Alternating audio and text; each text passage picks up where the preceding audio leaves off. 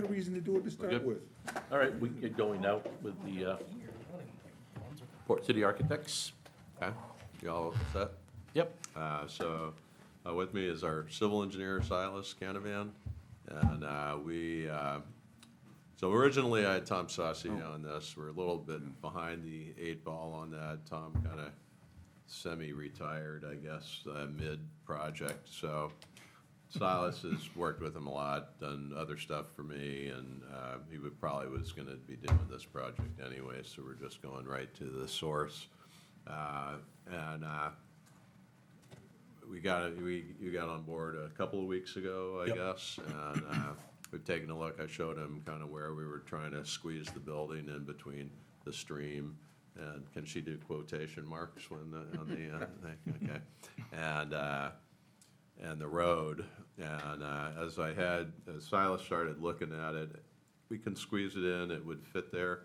The biggest problem was the height, I think, really. It's like, because it was so close to the road and it was going to be higher. I went out there a couple of weeks ago with a rod and a sledgehammer to kind of probe for ledge, and it was just kind of like I thought, 10 inches to 24 inches below the surface of the organic peat. So, so Silas said, well, let me, why don't I look at beyond the other side of the stream, which every time I've looked in, looks like it was just going up the side of a mountain. But lo and behold, it goes up a little bit, and there's a nice little plateau. So we've talked about it. We walked it last week, so we met with planning, your code enforcement officer, just make sure there's other things that we're not, that make sure we're aware of everything. And I'll just have Silas kind of present kind of what we're looking at right now, and why you can tell them why we think it's so much superior. Sure. Thanks, folks, for inviting me to talk with you. As Andy mentioned, my name's Silas Canavan with Canavan Civil Consultants. Just got on board, but excited to be part of the project. I just wanted to give a brief, I know you guys have seen, obviously you understand what the existing condition looks like, but just to give you a brief background, and for those watching maybe. So this is the site entrance right here that goes back to the transfer station. And then this is the community television building right here. And then this is that, what they're calling a stream in the back, right along here where my cursor is. And what the challenge that presents is the setbacks. So DP requires a 25-foot no-touch buffer and a 75-foot setback that you have to meet to the extent practical. So the only way to squeeze a building in here is like what you had seen, I believe, the last time you met with Andy. He came with this concept. So what this is involves, the building is butted right up against that 25-foot setback. It requires us to move the site entrance to the north a little bit in order to provide, the room to actually get into the new building. And then parking becomes a challenge because it's really tight, and you kind of end up having parking on both sides of what's essentially a through street here to get up to the, with traffic to the transfer station and such. So it's not the ideal layout, and then it's also challenging grade-wise getting back up to provide these folks at the TV building more parking, and just the elevation in general of this building. I believe there would end up being a 2 to 3 foot cut in order to, even that's maximizing the height of the building given the grades that reasonable grades coming up from the road at our new site entrance. So as Andy had mentioned, because ledge is pretty shallow on this site, it'd be pretty expensive to blast and lower the site in order to put this building in. So number of challenges. So what we did is we ended up looking across the stream, kind of like Andy had said. I colored this one up just so it's a little bit easier to see what's happening.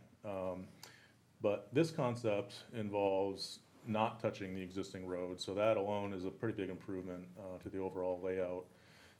Just because of, for one, you don't have to rebuild the road. For two, maintain site access into the transfer station throughout the course of the project.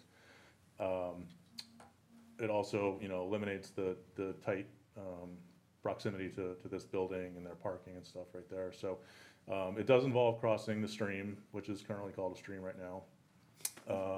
And, but fortunately, since it's a pretty narrow channel, it would not be a massive, stream crossing. I picture it being like maybe a 4 to 6 foot wide box culvert with possibly a buried invert, something like that, and then fill up above it. But what this does is it really opens up the site in the back, because, we've got just a lot more room. We don't have all the restrictions of the existing road, the existing building. And then another thing I didn't mention too, but maybe Andy mentioned it last time, is the other concept we looked at also required a lot of relocating of overhead utilities, just because they happen to fall right in the only place we could put the building. So there'd be a lot of rerouting of that. So, another expensive piece of the project that hopefully we can avoid. So this gets, most of the development outside of that 75-foot setback, which, would be much better from a permitting perspective from the DEP standpoint. And then it just gives us a lot more room, and it also allows our, the apparatus apron out front of the bays and the parking areas. It just allows them to be a lot more gentle grades.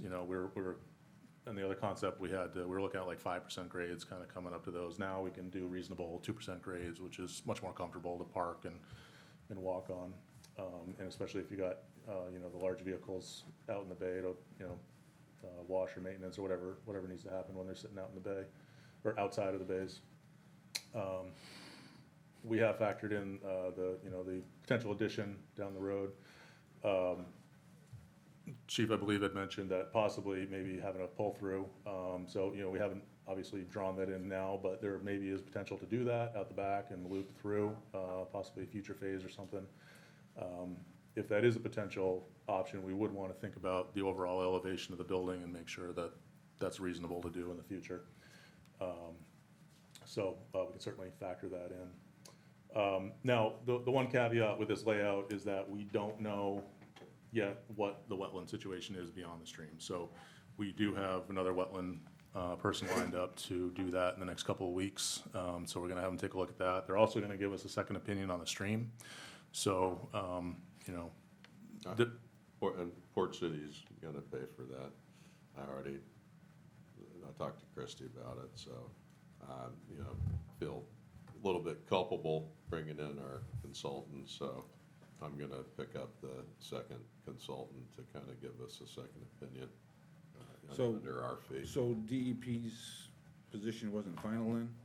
No, so, some pretty young new guy in DEP came out, and, Flycatcher told him like, yeah, this is, and they weren't even there, so they just said, yeah, they've identified a short area as potentially defined as a stream. And he just came out and went like, Easy thing to yeah, say, okay. yeah, it's a stream, and walked off. So, I just, like I said, seeing it 3 weeks ago, seeing it last week, there's no water at all. I mean, I guess you can have an intermittent stream, but, and I'm not an expert in all this, but I'm like, it just common sense tells you that,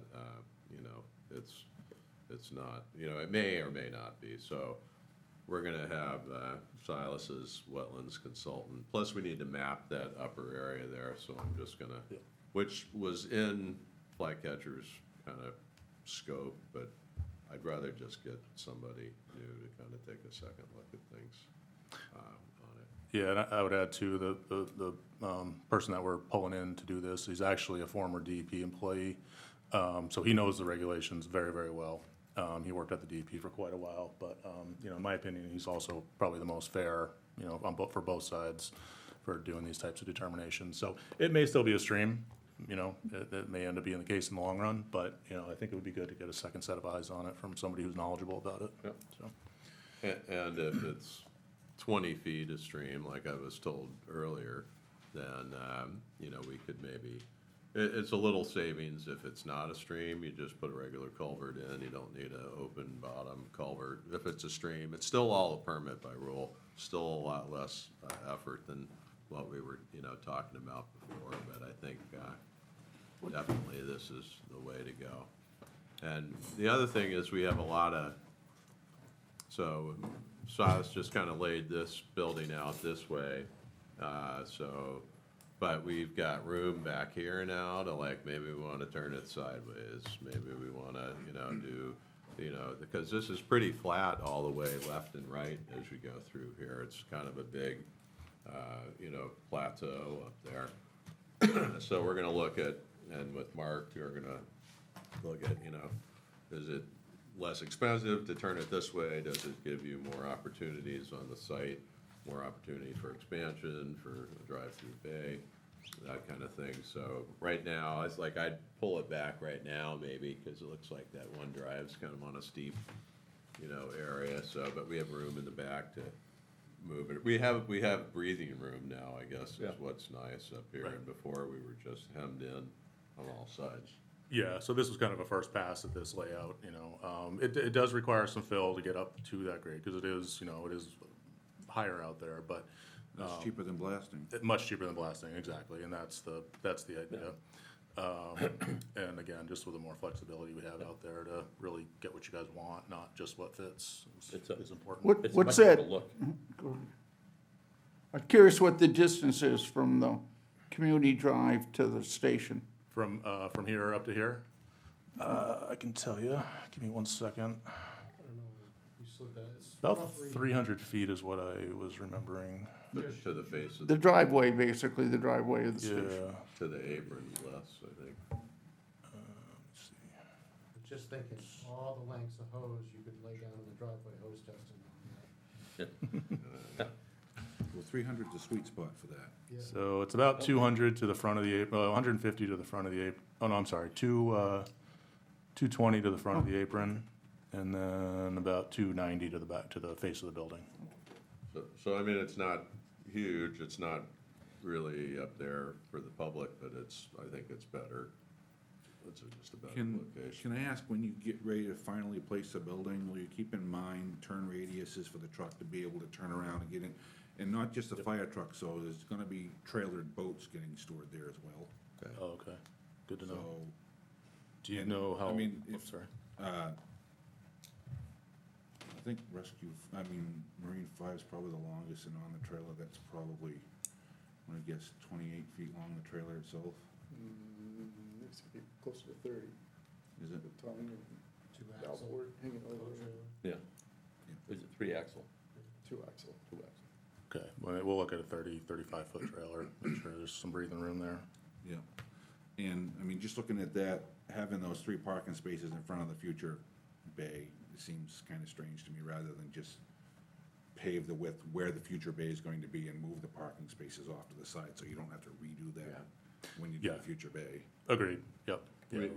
We can also go back to that T shape, I think, works a little bit better for circulation into the bays and gets the bunk rooms kind of out on their own. And so, like I said, it just gives us a lot more Flexibility. opportunities, on the site here. I was, like I said, just assuming that it just kept going up, and I didn't realize there was this nice little, flat spot in the back. In relation to the boat again, what size vehicle do you use to pull that boat?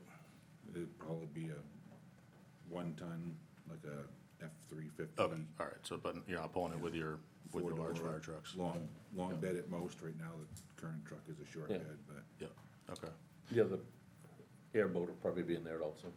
okay. And I think what Andy had said is your longest fire vehicle is about 30 feet long, 32. 32. and a whisker, I believe, for the longest vehicle in town. 33.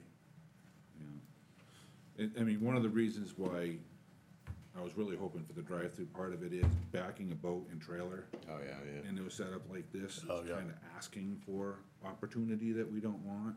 Yeah. So if there's a way that we can go around and drive through from the back for that, or for that matter, if you've got 2 vehicles, I never see anybody actually drive both vehicles straight, they usually back them up to each other, so you come out either side, so you don't have to move one truck to get the other out.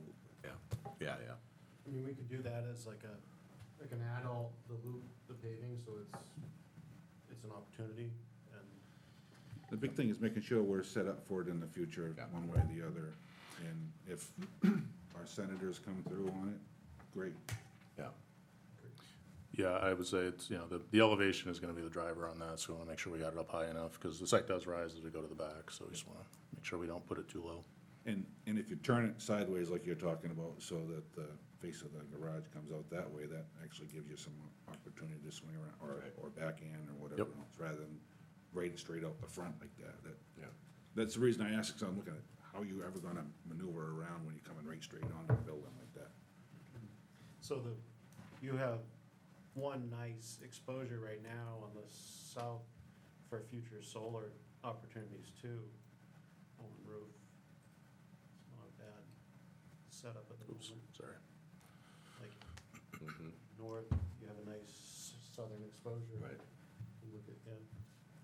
But we'll look at, flipping it, spinning it, so, because we have options, and just see what seems to make the most functional sense of it and the best economical sense, for working it, so, and bring that back to you guys.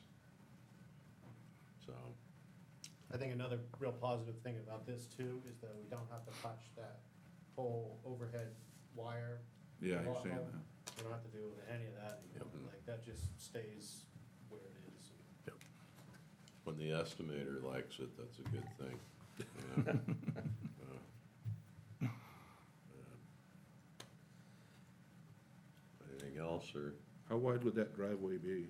Wouldn't be an issue for two trucks passing? No, I would envision it being 24 feet wide, so plenty of room for 2 trucks to pass.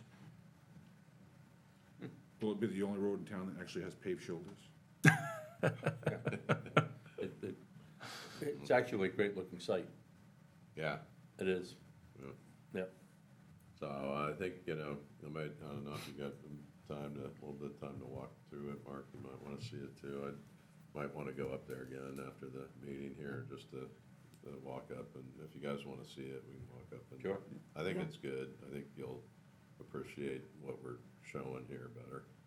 So, anybody that wants to come up, can. Something else you might wanna think, I think this building's gonna see more use than we're planning on it with our volunteers coming together for training and stuff.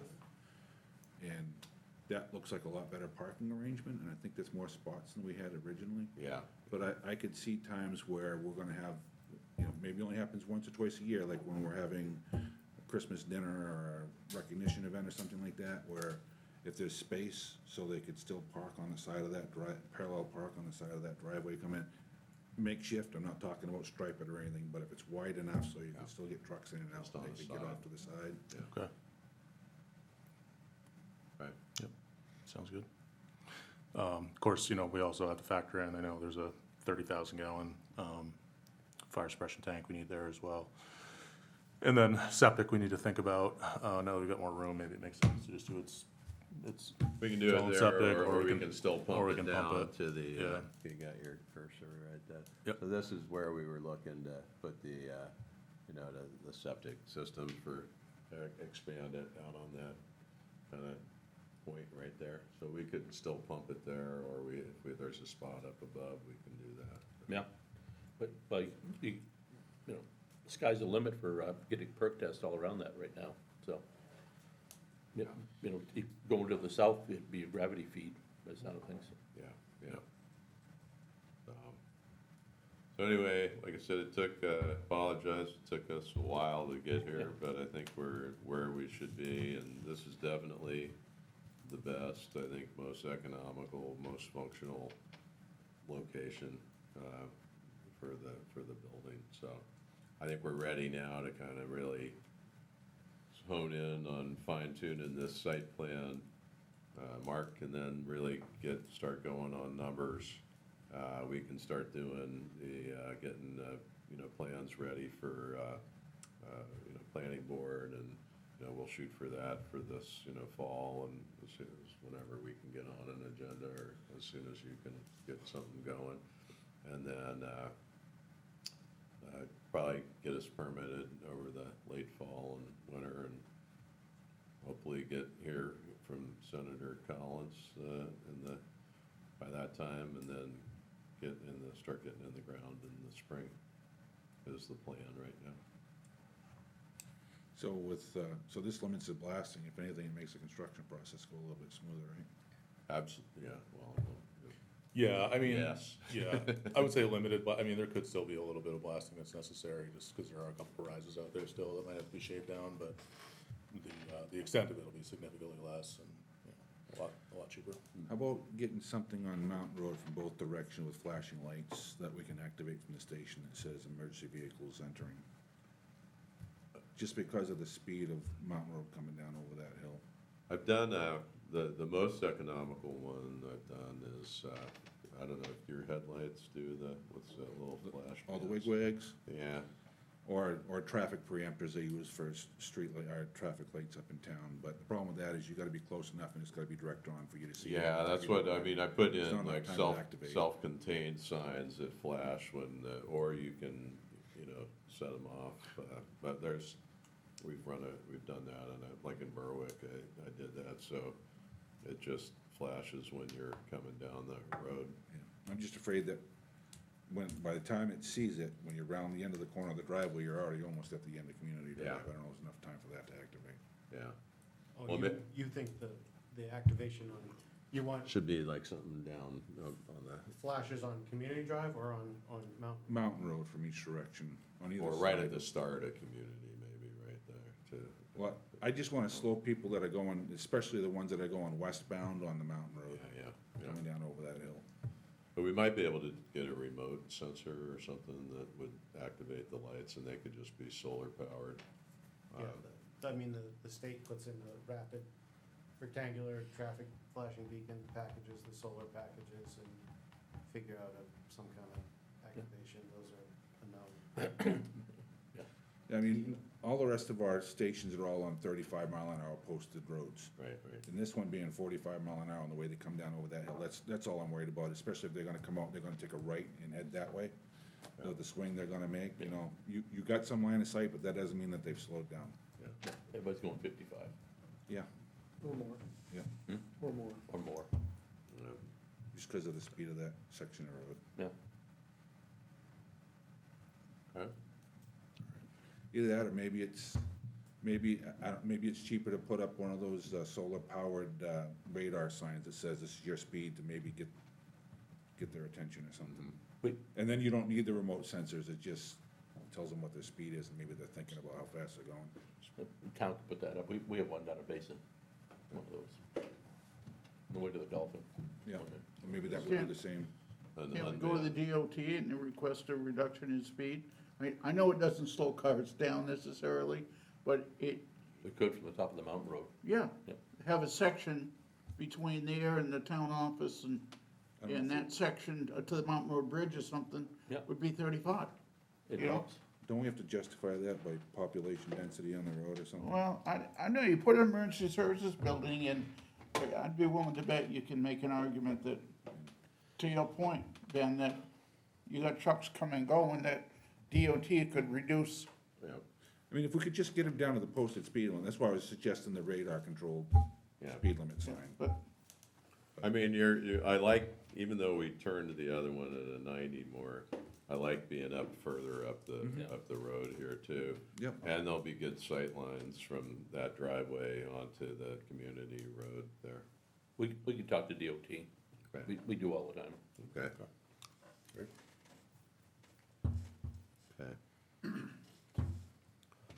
All right, any other comments? You guys, everybody No, Looking at agree some of- that we're in Looking the, at some of the action items, Christie had mentioned about impervious surfaces, that she was gonna get our town engineer in contact with you with Silas. I don't know if that happened or not. oh, I think we're covered percentage-wise.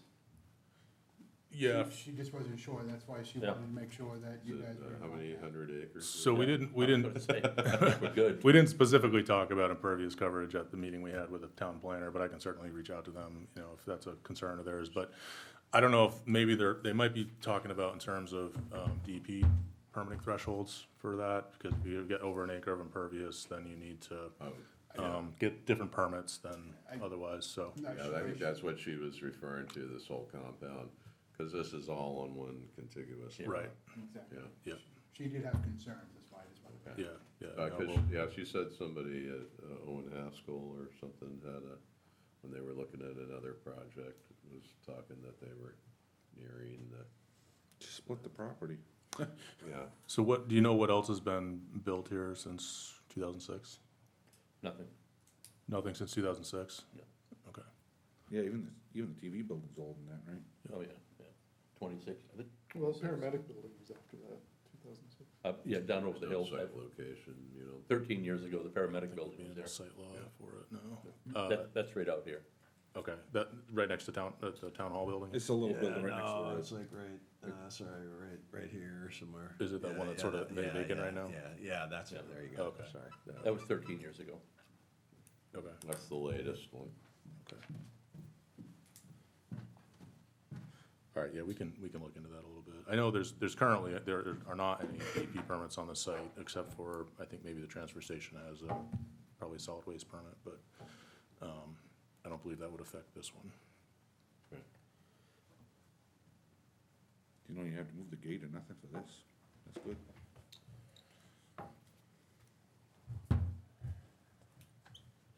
We want to have a conversation too at some point, Andy, about the transfer station. Yeah, Get going on that. yeah, okay, all right.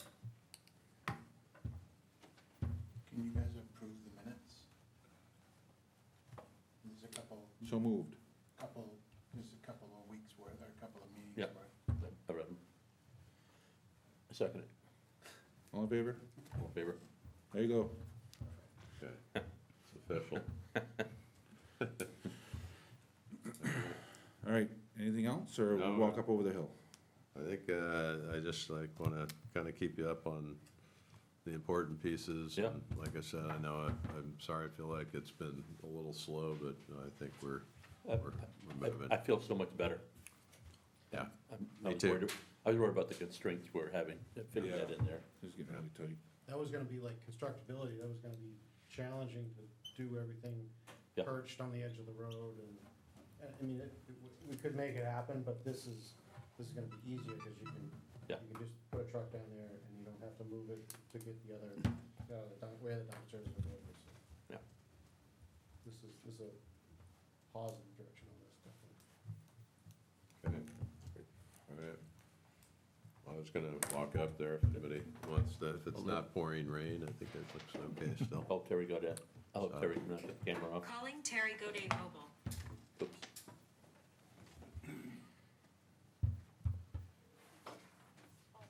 Mine doesn't Yeah, go off. we're going on a field trip. All right, but How did you turn yours off? They want to just keep listening to you.